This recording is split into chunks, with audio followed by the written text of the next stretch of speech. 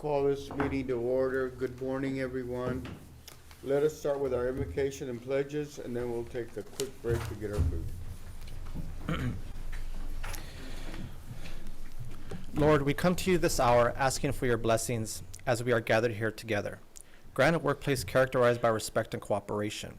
May you grant us success in our collaborations, and we pray for blessings in wisdom and discernment for our leadership and all decisions. We pray for strength, guidance for each day that comes, and for each day's duties and for each day's problems. May we be challenged to give our best always, and may we be assured of your presence with us. In your name we pray. Amen.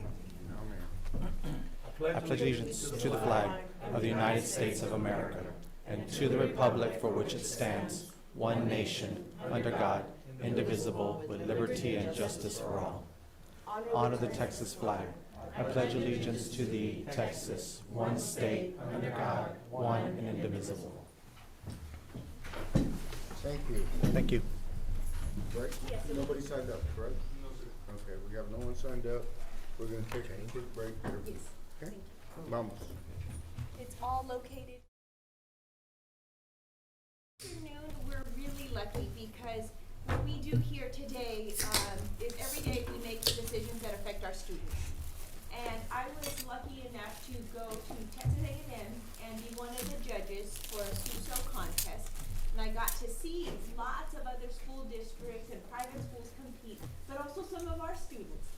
Then they also conducted this presentation for our senior staff, but I wanted our board members to see the amazing students who we have, how articulate they are, how they think so creatively and outside the box. So they're looking as a practice, so when they go to their future competition, they get to practice in front of an audience and in front of adults. So I am so happy that they're here, and this is one of their major projects and contests. And we'll turn it over to you, or Danita, if you wanted to have somebody in your staff say something. So welcome again, and we do have our ED of Secondary, Ms. Selena Aragon, who has been everything also for your great work. Ms. Aline, who was also a witness, and we got to see a lot of Kings Art Carusa, so congratulations. Yes.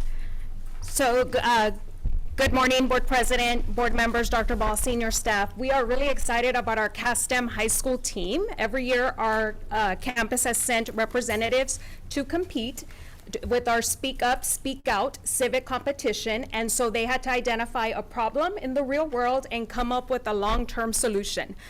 So as Ms. Garcia said, we are really excited to see them. We got to see them firsthand compete. I wish we could have stayed there longer, but of course we had to abide by the rules. But we're really proud of the team, and they did come up with a school safety problem and a long-term solution. So I want to go ahead and introduce the CASTEM principal, Ms. Jackie Rodriguez. Thank you, and good afternoon, board and senior staff. I just have just wanted to do a quick thank you for allowing our students to be here today. I have to tell you that this team, when they competed, they didn't get the results that they wanted, but that afternoon they came to my office. They asked to be in front of people who are going to give them valuable feedback, and they wanted to start with our district leadership. So immediately I sent a message to Zelene, seeing if we could help set something up. And now here they are, but they are so determined to get their information out and to get feedback from of course, our district leadership, and then hopefully move forward from that. They are missing one team member who is in dual credit classes today, so he had to stay back, but they are going to take over for him and do their presentation. So again, thank you for allowing us to be here today. Okay.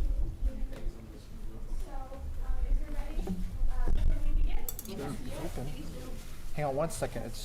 Oh, hang on one second. Let's get the okay from Roger. Sorry. He's setting up your presentation. And before we go on board, as you can see, we've moved the agenda just a little bit because they have places to see and places to go. And for your purpose, I know you've been told we're the board, right? Okay. There's 7 members of this board. We're all elected, and we all represent you and the Southwest community, okay? So we're here for you. So maybe that'll help you be at ease a little bit, okay? Roger? Sorry, we lost internet for a second, but we are almost ready.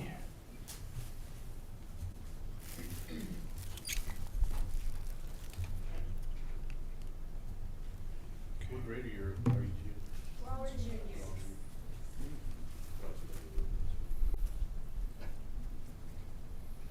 So, first we'd like to say personally from us, thank you so much for having us here. This means a lot to be able to present in front of y'all. Thank you. Is everyone ready? According to the San Diego Comics Foundation, there have been 338,000 students who have experienced gun violence at school in the U.S. Zach Martin, who was a survivor in the 1999 Columbine school shooting and has now become an educator, says that as a teacher, I do not want to walk into classrooms and wonder what I could use to barricade the door. According to an Education Week article, in 2023 there were 38 school shootings. Now, not even 3 months into 2024, we've already experienced 3 school shootings resulting in 2 deaths and 10 injuries. So we as students ask ourselves, when will this end?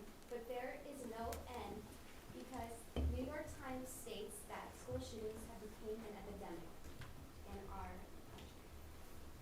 They're also not preventable. There have only been few cases where law enforcement was able to stop the school shooting or to stop the intruder from coming into the school building. So this is why we came up with Classroom Intruder Prevention Door, otherwise known as CIPD. My name is Carly Rodriguez. I'm Xavier Mejia. My name is Daisy Reynolds. My name is Maya Uribe.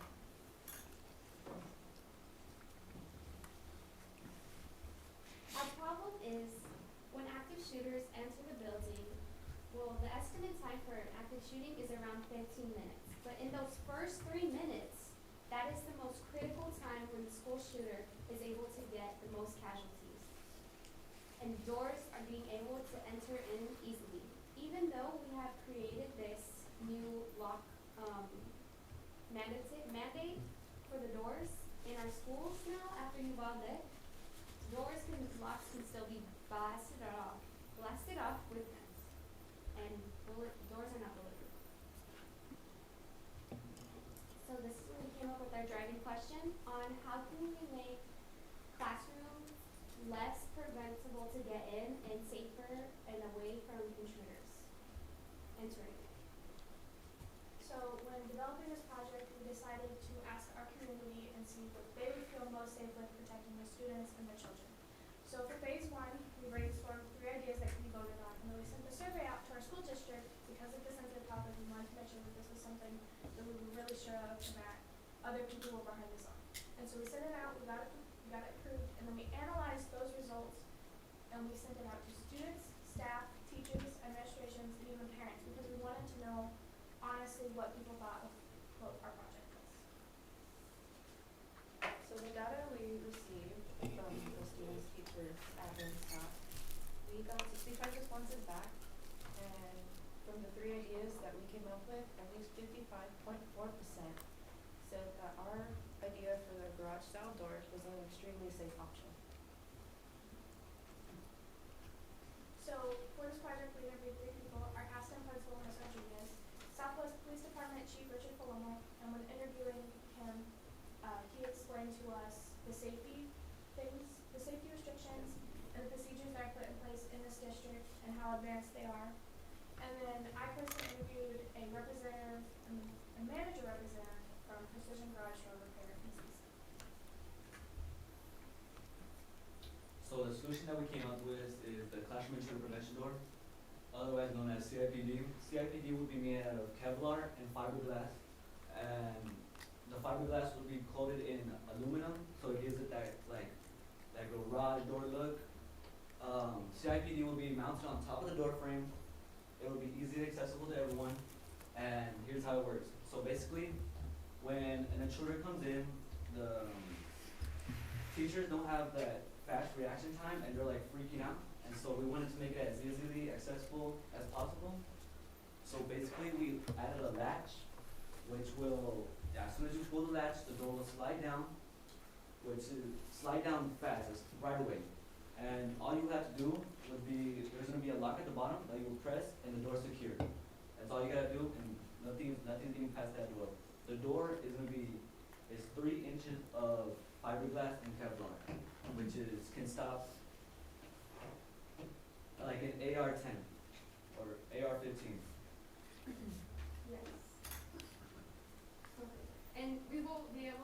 And to really back up into like it's a regular position, is all you have to do is a pulley system where you pull this and it will just bring you back up. Yes. Just like that. Although this is our model, it's just a model, but you get the idea. So these are pictures of our model and how it works. This is what it would look like from the outside of the classroom door. So this is like the hallway, and then this is the inside of the classroom. So yeah. So for our cost analysis, we did research on the materials needed as well as what tools and the labor costs. Kevlar is a very expensive fabric, so that will make our costs higher. And then we also did research on fiberglass, what we needed for the tools to make this door, the labor, the maintenance needed for the door, as well as the installation, which we are currently contacting someone and waiting for a response on how much that would be. So we also calculated how many school classroom doors are in a building from elementary to high school in Texas, and we came up with these numbers, and we decided that it would cost $6,344 just to make one door. With that, Chief Palomo stated that we cannot put a price on student safety. What we took into consideration, we took ADA considerations, we took teachers, we took lightweight into consideration, not being able to pick up 10 pounds or less. We took in malfunctions and electricity. We also took in, see how those doors are slow closing like that? Like with the triangle, some classroom doors have those, especially at Palo Alto. We took that into consideration. And cost-effective materials, as well as fine sensory motor skills. Because when you're in that adrenaline rush and you're scared, you can't really use your hands, right? You're shaking, you're freaking out. And sometimes teachers even freeze. So we also made it easily accessible for students to use in case like a designated student. So we created a website where it has more data as well as transcripts of our interviews, more about us, who we are, and why we wanted to do this, and just more information on our project.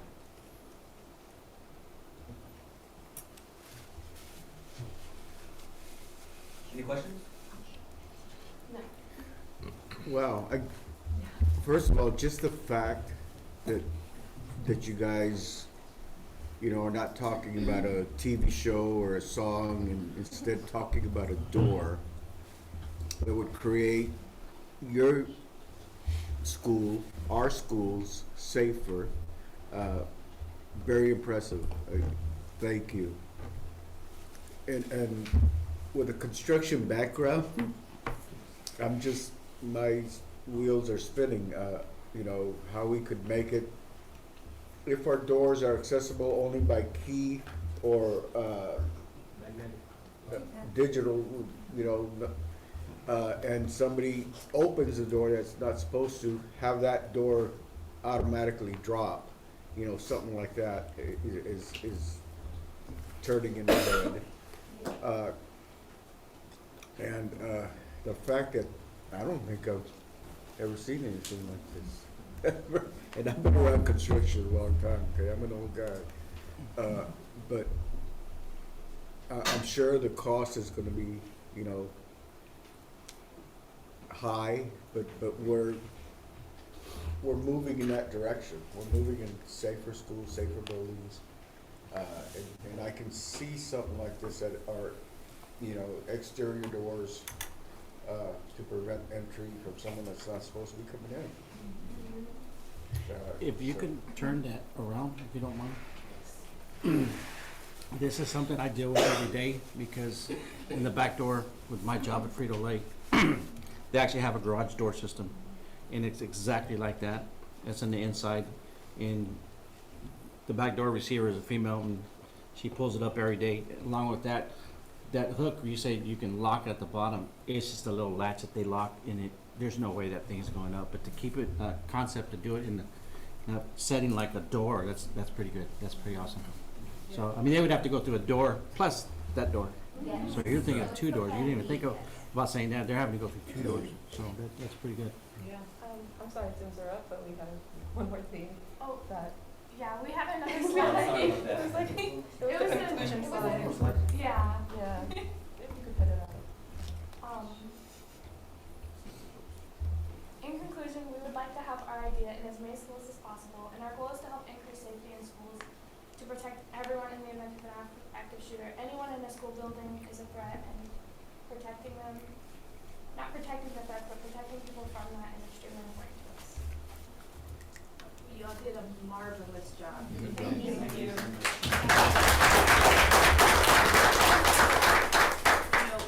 I think we had shared when you presented to senior staff, not only is this just a great idea, but I want to commend you on being so articulate. I think I had shared with you when I judged, a lot of the other students just read from a note card and never gave us eye contact.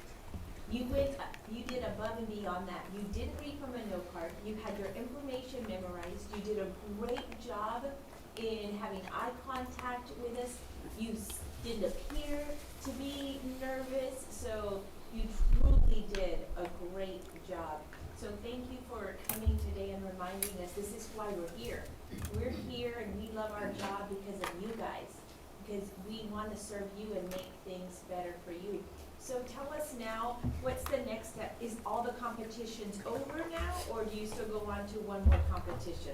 So we're still looking at the competition thing, but also we're kind of continuing this project, not really for a competition, but still a competition, but also just for the actuality of having this be implemented into schools. Yeah, we need to figure out who we need to put you in front of. That's our I job. think, watch out, Shark Tank. Maybe, you get with some shark with the money. Yeah, you know, hey, you put it on the internet, you never know what might happen for you guys. Yes. We actually contacted someone about that. We are trying to get it. Give us something to research on a patent, that wouldn't be a bad thing to do. Thank you Yeah. so much, Dr. Thank you. Thank you, guys. I just want to know, did y'all call each other and wear black?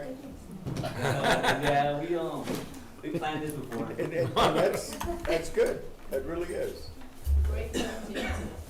Great job. Thank you so much, guys. We'd also like to recognize your teacher. I know your teacher's here. Yes, tonight.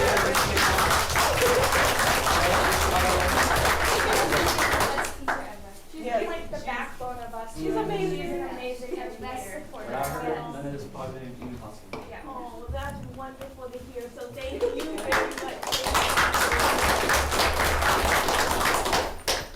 Do you want to tell us real quick, how do you like being at Palo Alto?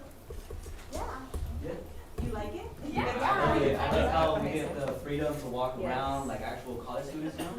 And like, we have all this like free things to do. We have a bunch of stuff. It's like many opportunities for us. I Yes, that's feel wonderful. like it's a privilege to be there, and I am like glad that we as students are able to experience this that not many other students are able to experience at our age level. And I also like the library. Oh, wonderful, because y'all didn't have a library before. No. So that's great. How about you, sweetheart? Anything you'd like to share? It is very much a blessing that we're there. I mean, to sit in a college class and being able to listen to the professors and actually be treated like an adult when we're becoming a young adult is very important for us. It's a very nice experience. I really enjoy it. I also enjoy how like it takes me 3 minutes just to get to Palo Alto. But it's a really, like, I really enjoy it, and it's a nice thing for us to have. Yes. Awesome. You all have definitely been the highlight of my week. So Aw, thank you. thank you. so much. Wait, and also I have to say, I appreciate the transportation because unlike Maya, who's less than 3 minutes away and I live 30 minutes away. So I appreciate how y'all have able, like, let us have transportation from the, like, original sort of building at closer to Southwest than, like, And having us all drive transportation all at all. Yeah. Thank you, guys. There you go, Brandon. Thank you.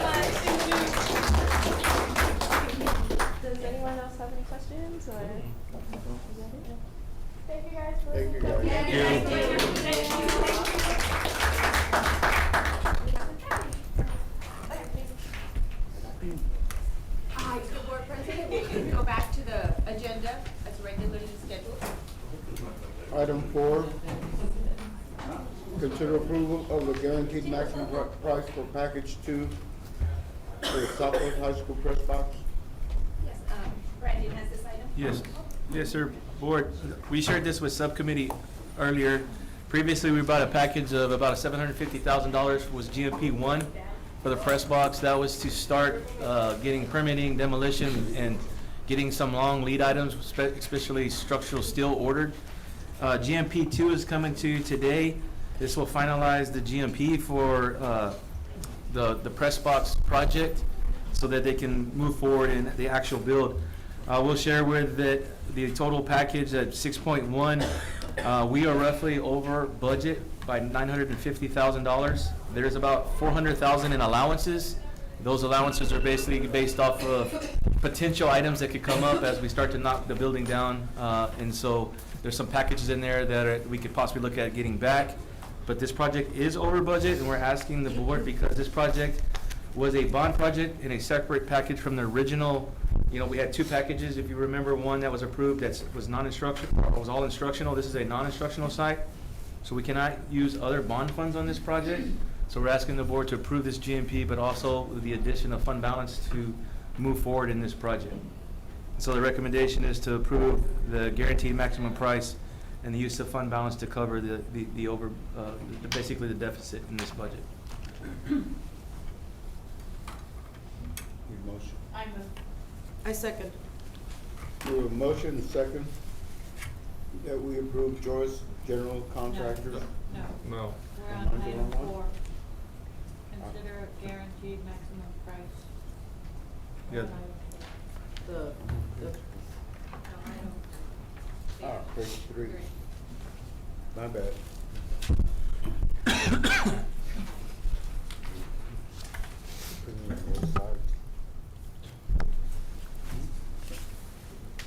Board approved the guaranteed maximum price of GMP for package 2 of the Southwest High School Stadium Press Box renovation project, not to exceed the amount of It'll be 6.17145 plus 950. I didn't put a total. I actually had the 950 extra from fund balance and, plus the 950? yeah, from fund balance. I wanted to keep the bond and the fund balance separated, so you, yeah, I gotta do the math here.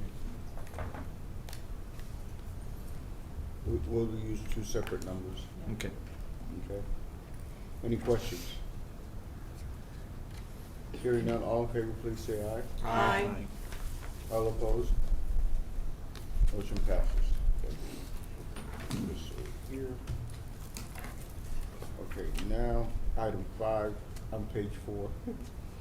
Consider and award the RFP 2324-012 Construction Manager at-risk contract for Alvarado Elementary School.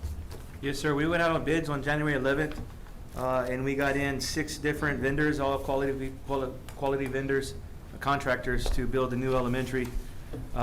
Over the process of reference checks and costs and pricing and going through the process, the recommendation is to the board is to approve George General Contractor as the construction manager at risk on the new Alvarado Elementary project with a contract amount of $2.788817. And this will also allow us to go into negotiations and terms to work out a contract and also look at potential fees and negotiate some more after the board approves this. I move.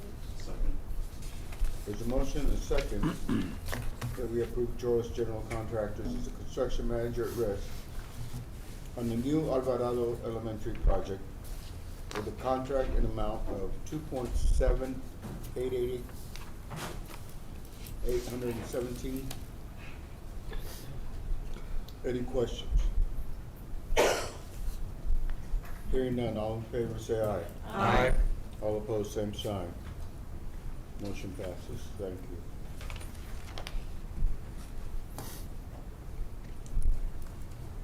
Consider approval of high school competition and gym scoreboard replacement and electrical upgrades. Yes, sir. As everybody knows, the board approved to put scoreboards across the district at the athletic facilities, gyms. some of our sports complex, the 2 stadiums, and then our baseball and softball fields. There are a couple of stadium sites that don't have enough power. So we're bringing in one of our pre-approved General Electric contractors to go in and put the appropriate power for these scoreboards so we can finish these projects. So we're asking the board to approve Quinny Electric for the additional electrical upgrades needed for the scoreboards at a contract amount of $139,766.36. Bring me back that number. $139,767. I rounded it up. And this is from old bond funds, This will be from the 2018 bond funds that we still have left over. Second. I'm sorry. We have a motion and a second. I don't want it. That the board approve Quinny Electric for the additional electrical upgrades needed for the Southwest ISD competition field and gym scoreboard replacement for a contract amount of not to exceed $139,767,000, Yeah, 67 years. coming from the 2018 bonds. Yes, sir. Questions, board? Hearing none, all in favor, please say aye. Aye. All opposed? Motion passes. Thank you. Consider approval of Southwest Legacy High School, is that Naval Junior ROTC? Yes, sir. 2023 through 2024 overnight trip to Corpus Christi, Texas. You have that information. It was not put on the last agenda for our regular scheduled board meeting, so it's one of the annual trips that they do, and we don't want to keep our students from attending this opportunity. Second. Motion is second. Questions, board? Hearing none. We'll vote on approving the Southwest Legacy High School NJROTC 23-24 overnight trip to Corpus Christi, Texas. All in favor, please say aye. Aye. All opposed, same sign. Motion passes. We'll now go to item 8B, discussion of SB 763. Yes, you've had this information before. This is truly an opportunity. If the board would like to have a discussion about chaplains in our district, either ask us questions, have a conversation among yourself, or not. That's okay too. So this is just an opportunity if y'all wanted to have this discussion. Can you just explain, if we say, yes, we want to have a chaplain, what does that look like? What is the need? So, there's, three decisions that could be possibly made. And so I'm gonna run through that real quick, and then I'll go back to the need and the purpose for it. And you will do a, vote out loud, so just to make sure it'll be called out vote, because that has to be on record, on file before March 1st. But, the choice is to, yes, allow chaplains to work as employees in the district. They would be paid out of the safety and security grant funds. Or B, allow chaplains to work on behalf of Southwest ISD as volunteers in the district. Or C, no, we will keep what we have now, which is that we will not employ them, but they could come and volunteer in other aspects, but they would not work on behalf of the district as a specific chaplain that we recommend to our families and community. So those are our three choices that we have. So employee, volunteer, or the Southwest District is not allowing them to work on behalf of the board, but they still have the opportunity to come and volunteer in other aspects. They just won't be chaplains based on the board decision. And what type of circumstances would they be coming in to speak with or to work? Like So what- we've had other partnerships with a lot of the clergy in the districts in the past. Marie Phelps back in the day used to have a group of clergy that would come and meet when she worked with Jesse in community outreach and community partnerships. And we've had instances where families have emergency, they've had fires, they've had bereavement, and they've come in, and those are usually family members who are part of the church or somebody that knew a family that was part of the church have come out to talk with members of the family, but they do that on the outside and external.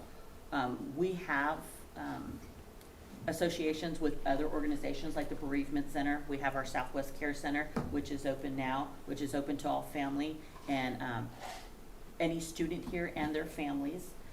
We also have in our campuses counselors at every school, which is mandatory, but we also have social workers at every school. In addition to that, we have a Southwest Cares team, which not only covers some threat assessment and some other items, but also does the social emotional wellness and social emotional learning for students. We have other programs like Panorama that also do assessments, which you have approved for us to use surveying techniques of that nature. Senate Bill 763 came out to really help those districts that were lacking some assistance and some personnel to meet the mental health needs that were happening in a lot of rural districts, but in other districts too. So there are some larger districts that have adopted it, and there are some that say no, and we'll just keep it the way it is, with just outside external partnerships and working through those systems. And we will recommend something to the board at the next board meeting. We just wanted you to have an opportunity if you needed to ask questions or to discuss amongst yourself so that we could take that. We will ensure, our committee that will be put together to make the recommendation that any outside sources that would like to send us information have communication with us before we do our recommendation, will be heard and have a place. We've had people send literature. We've had several TPIAs about that information so that people can make contact with me to send their literature and anything they want to read. We've also read from other districts what their processes are, if they put them in place or if they didn't put them in place, what they shared with the community, and we will follow through with whatever our recommendation is to ensure that everybody's very transparent about if this does happen, this is the way we would do it. If it doesn't happen, this is what we have to offer. And then, I know in the past when we had the clergy meetings back when, it was really so that we could hear from them what we could do to partner to make our community better, right?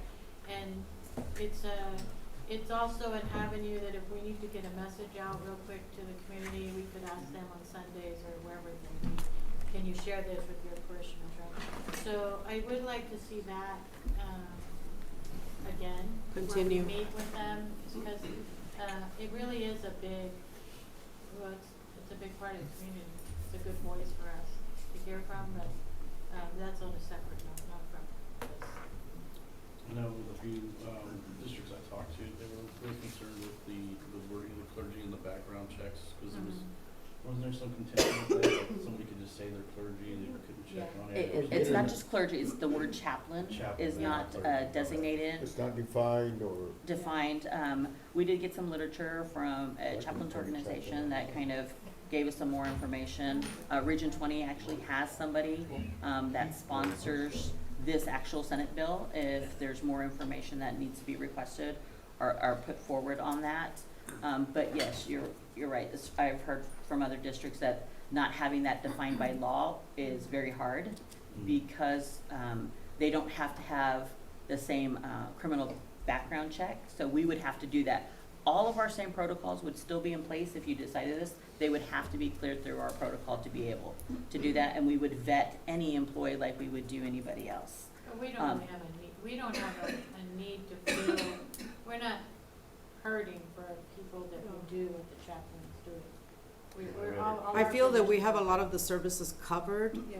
I mean, it wouldn't help to have somebody volunteer to come in, you know, but I think we've done a really good job of covering a lot of those avenues with everything that we offer.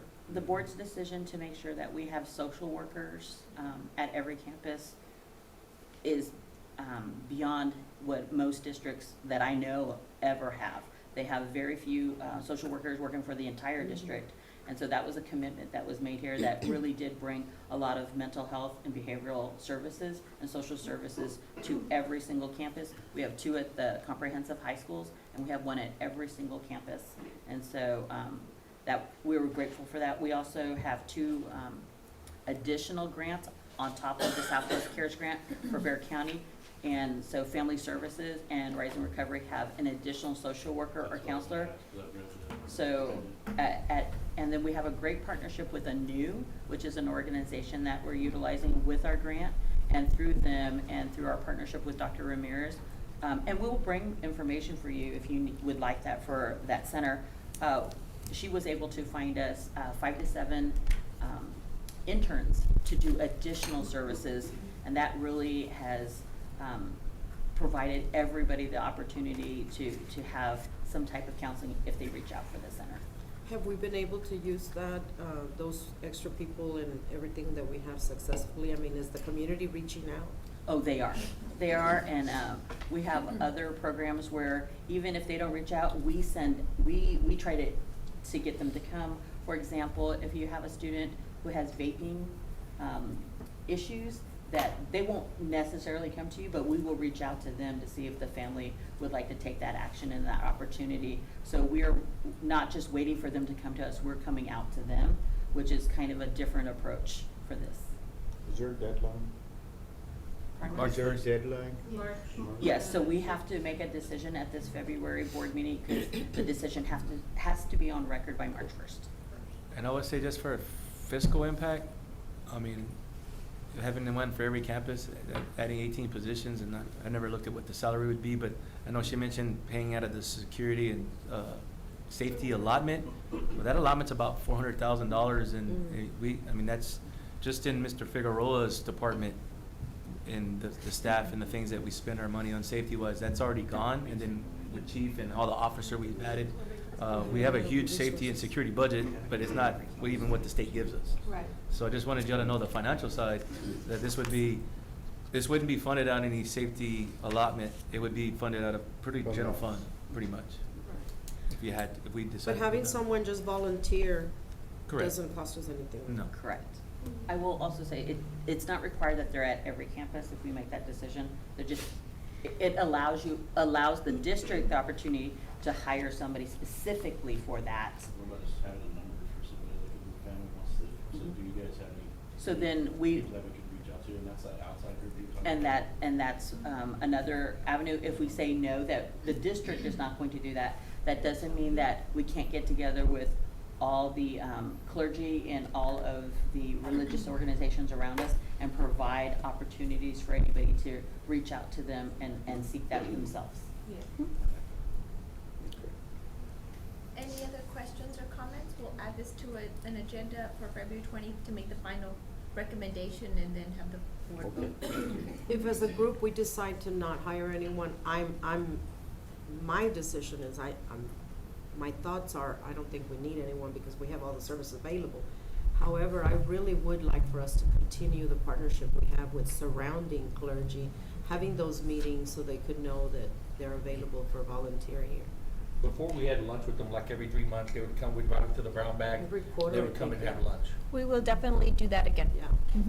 Absolutely. Okay. Item C, Southwest High School CTE Aviation Maintenance Dragon 1 launch. Yes, I think we have Dr. Ortiz that's going to present us with some information. I got to see the plane. It is flying. It's beautiful. And I think that everybody's received their invitation for the 19th. So it's going to be wonderful. So I know the group has some information to share with us, and I truly hope that y'all can make it that day. Are you going to be flying with them in that one? I didn't want to take it away from the previous superintendent that really wanted to. Well, thank you. I'm over the weight limit. I ain't gonna worry about it. Thank you. Good afternoon, Board President Vasquez, board members, Dr. Ball, and senior staff. We want to provide an update on Dragon 1 as we are preparing for our first inaugural flight takeoff ceremony on February 19th at Stinson Airport. We began our journey January 2018, and we've celebrated several milestones since then, since the unveiling of the empennage and also having the tail attached to the main part of the cabin. So these were great milestones that were led by our students. We want to acknowledge our students in the aviation program who have contributed to the build of the airplane throughout the years, and they are mentored by the Experimental Aircraft Association, Chapter 35. And right now, we're the only high school, the only district in San Antonio that has built a aircraft so far. So this is a huge achievement for our students.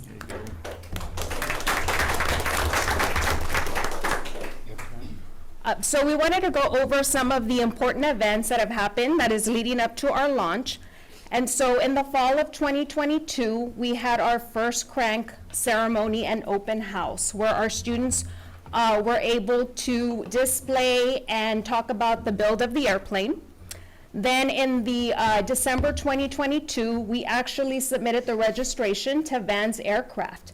And so with that, our mentor pilot had to go through some of the required flight hours, and also our district had to go through the insurance process. So leading up to our spring of 2023, we finally had our inspection. And so we were successfully approved to fly the plane, and the certificate was issued to the campus principal. So another huge event for Dragon One. Good afternoon. Once we received the airworthiness inspection, then we were ready to get the plane ready for flight. So there was 25 hours that our pilot, Mr. Darren Medlin, had to undergo. We did rent a hangar in the Hondo Airport where those hours took place. Ideally, they would have been able to take place in a month, but because of weather, because of wind, because of clouds, there was a delay in that. So the timeline kind of shifted. And so in January, the airplane finally moved to Stinson Airport to get ready for its flight. And now we have the unveiling on February 19th. What time is that? 11:30. 11:30. I have it in your Friday notes, but I'll send you all a separate, But it is 11:30. 11:30. Now, do we have to get tickets for ourselves? I did it online, but I don't know if we still have to. You gotta get your boarding pass or Okay, what? boarding pass. I think there's like an RSVP Yeah, online. well, that's what I did, yeah. In this Friday note, you'll also be receiving information. If anybody wants to ride together, parking is very limited. We'll have a shuttle from here, so if anybody wants to do that. What day is that again? February what? 19. It's a Monday. Next Monday. Friday. Oh, yeah. President's Day. So a lot of people are So off. you're off that day. It's a calendar. You don't get off Okay, President? that's not be carried away. We hope you all can join us. This wonderful work could not have been done with all of the mentors who collectively have a lot of experience in the aircraft industry. They have been in the military, they have worked at airports around the world. Mr. Darren Medlin is our mentor. Some of the other, is our pilot. Some of the other mentors are Ron O'Day, Ms. Jane Kellogg, John King, Frank Covington, Frank Pice, Dan Martinez, Bob Franz, Wayne Fagan, and our teacher, Mr. Rodolfo Irby. So we are grateful to all the hours that they put in with the students, mentoring and guiding them through the process. Some of our partners were Experimental Aircraft Association, Chapter 35, Kellogg and Associates, the D. Howard Foundation, and the Civil Air Patrol. I'm going to share with you a short video. Oh, there's no volume.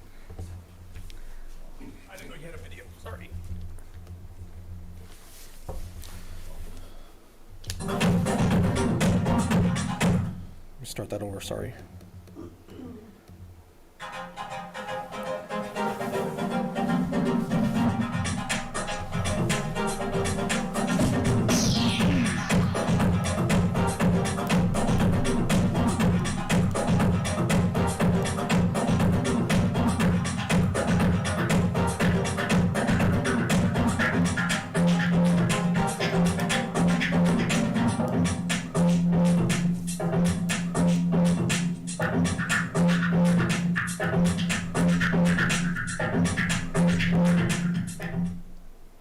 Thank you to the media department who supported with the video.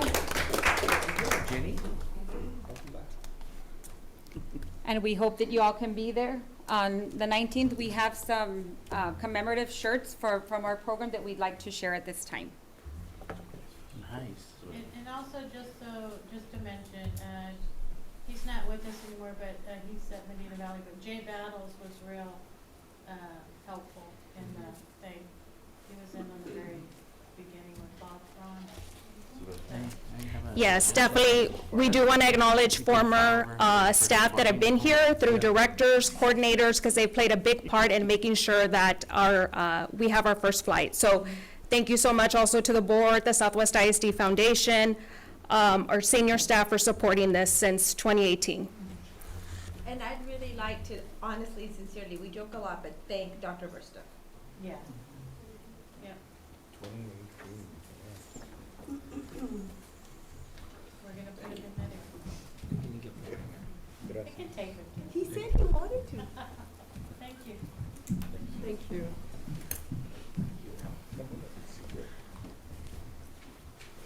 Thank you. Thank you. Do you want us to wear these on that day?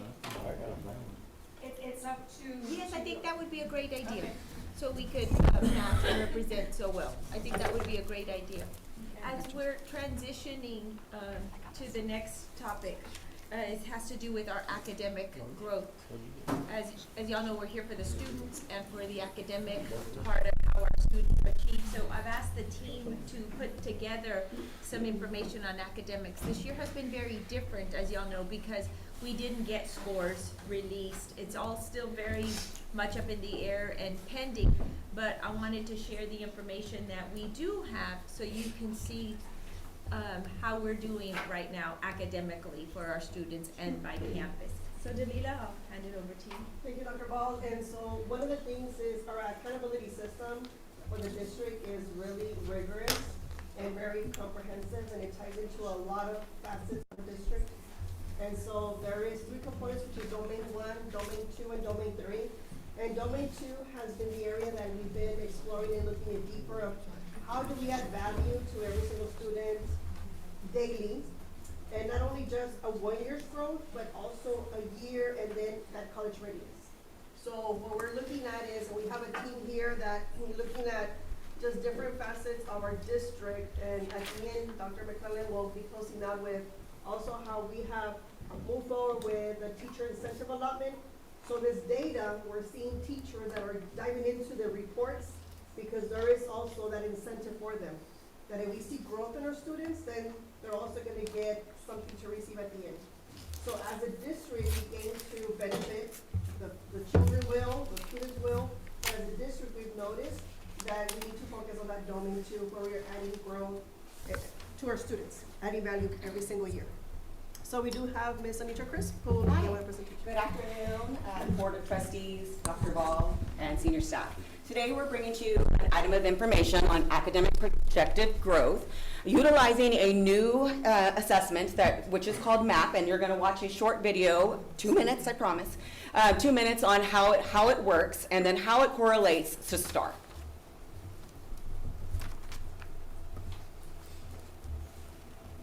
MAP Growth is an assessment measuring achievement and growth in K-12 math, reading, language usage, and science. Administered 2 or 3 times each school year, its results help educators understand how their students are performing academically and how they're growing over time. MAP Growth was created by NWEA, a mission-driven organization founded by teachers and researchers committed to student learning. Today, more than 12 million children around the globe use MAP Growth. The test is available in English and Spanish and includes numerous accessibility features to help every student demonstrate their progress. Here's how MAP Growth works. Prior to the test, students do not need to do any studying. Their score is based on what they know now. The test is adaptive, which means a student's test adjusts based on their responses. If a student gets a question right, the next question is harder. If a student gets a question wrong, the next question is easier. This means each student gets a personalized test experience designed to identify their achievement level, independent of their grade or age. This helps educators understand where their students are on their learning journey. While the tests are untimed, each one typically takes about 45 to 55 minutes to complete. Immediately following the test, MAP Growth produces a RIT score. This is not a formal grade. RIT scores help educators measure and track performance from season to season and year to year, identify students who may need additional support, and create personalized learning paths on dozens of popular supplemental curriculum tools. MAP Growth also provides achievement and growth norms. Norms give educators the context they need to understand how their students' performance compares to other students across the U.S. With this information, teachers can help students better understand their strengths and opportunity areas and motivate students to pursue ambitious goals. To learn more about MAP Growth, visit nwea.org to find resources for educators and families. Now, so let's look at MAP Growth is some of the data. We took an assessment in the fall and in the winter, beginning of the year, middle of the year, total of 19,600 tests, reading and math combined. And when we looked at our data, we have about 73% of growth that is happening. When we look at our overall math district data, K through 8, I want you to notice the diamonds. The diamonds are the grade level projected growth, and the purple is the observed growth. So if you notice, 2nd, 3rd, and 4th have exceeded that diamond, but 6, 7, and 8, there is a gap. And so as executive directors at CNI, we're working with the campuses to identify what is that gap, and then how do we move forward from here. Looking at the reading, you'll see again, 2nd, 3rd, and 4th are exceeding that observed growth from the beginning of the year to middle of the year. We are looking again at 6, 7, and 8, and then at 10th grade. We had an opportunity to talk to the campus administrators as we go by and discuss data with them.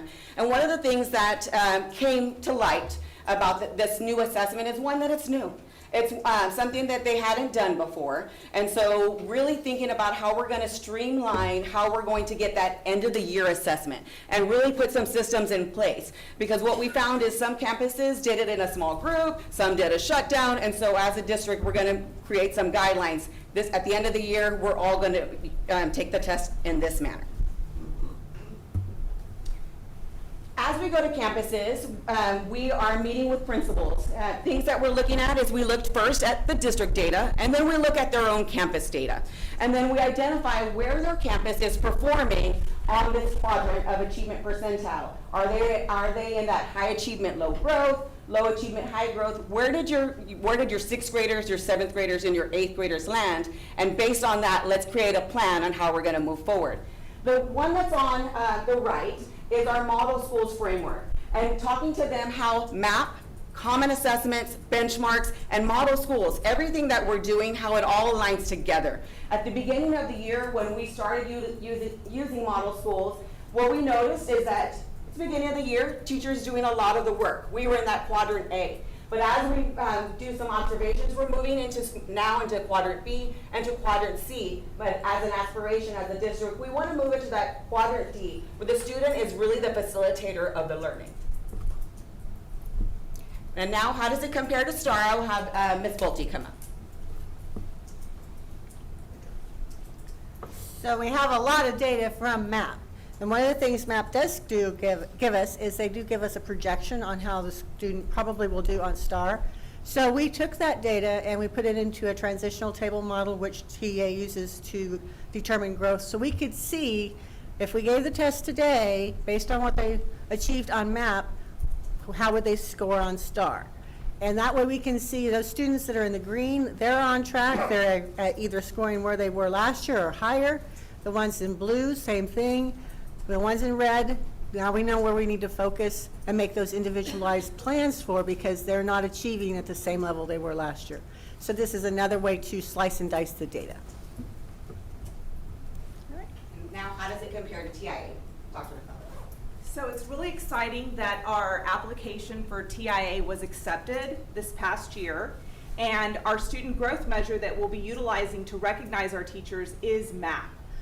So at the end of this year, we'll be collecting teacher growth data to begin to designate our teachers. And so we're going to look at the T-test scores, so their ratings on T-tests, both domains 1, 2, 3, and 4, 35% for domains 2 and 3, and then 10% for domains 1 and 4. And then we'll be matching that with the student growth data. So the minimum designation is 55% of the students in that teacher's class. As long as 55% has met their projected growth at the end of the year, then they will receive that designation from TEA and receive their allotment. And as you can see there, it goes up. An exemplary teacher will have greater than 60% growth, and then a master level teacher will have that greater than 70% growth.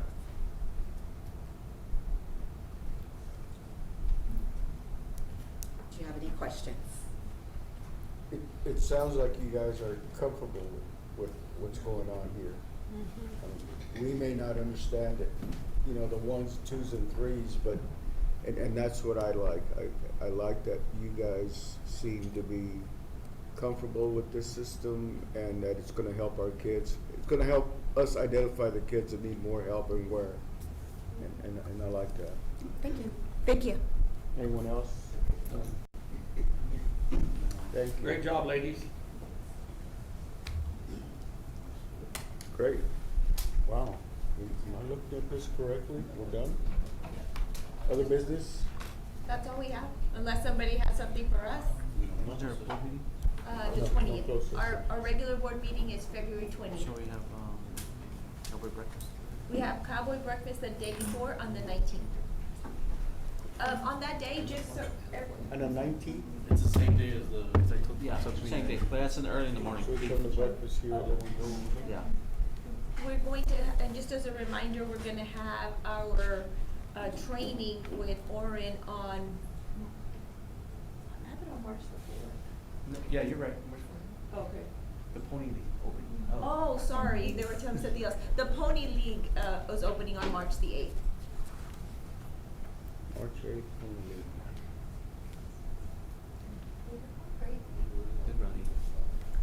On that Friday? March 19th is breakfast and. So Pony on, League is on a Friday? They say March 8th, that's what Thomas sent me, because I asked them to get it for y'all. Don't miss school on that day? we do. It can't be It would be a Saturday. Well, then it's gonna be March 9th. It's that Saturday, whatever that Saturday that. The ninth. Billy, can you The get 8th Thomas is in what? line for us? Yeah, he did say opening day March 8th, but it has to be March 9th. Breakfast It's gonna be and the ninth. light. Oh, you're gonna send out a reminder on the front. On, just so everybody knows, on that 19th, it's actually a very busy day. We have the cowboy breakfast, we have a health fair that's also going on, and then a military event, military awareness event for parents that's And the going on. plane, too. And the plane. Are And you the- gonna ride the horse to the cowboy plane. breakfast? I will be riding the horse, and then Oh, I'll ride yeah. the plane, and I'm just gonna be all over the place. Get on a motorcycle? Yeah, can you come in on a motorcycle? Today's busy too. What was that? Okay, Today's busy too. We had that basketball game and. Yes, and today. the- It's on the and 9th? that cares. the- 12:36. This meeting is adjourned. Yes.